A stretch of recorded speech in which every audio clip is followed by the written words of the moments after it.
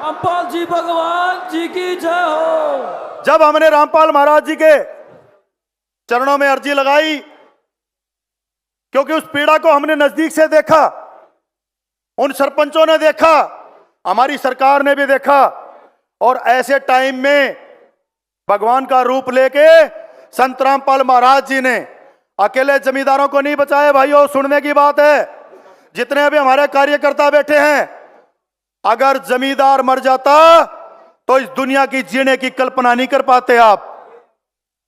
साथियों, जमींदारों को बचाना गरीब को बचाना है, जमींदारों को बचाना आम जन को बचाना है।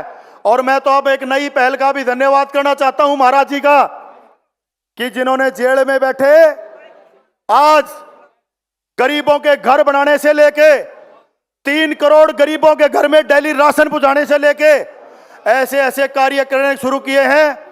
कुछ लोगों ने मेरे से बात की, कल कोई पत्रकार मेरे से पूछ रहा था कि भाई फलाने महाराज जी जेल में है, फलाने महाराज जी जेल में है, फलाना किस काम में है, तो आप कैसे देखते हैं?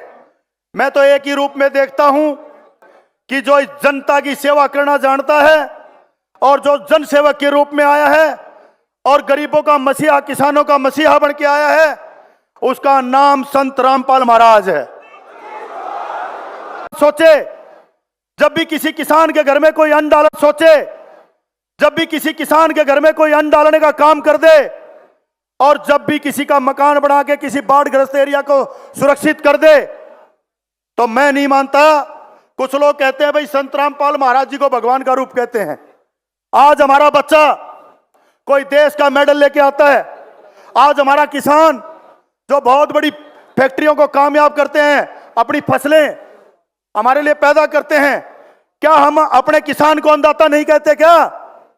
अगर हम अब किसान को अन्नदाता कहते हैं तो एक समाज सेवक और सेवा करने वाले को भगवान का रूप कहने में भी कोई गुरेज नहीं होना चाहिए।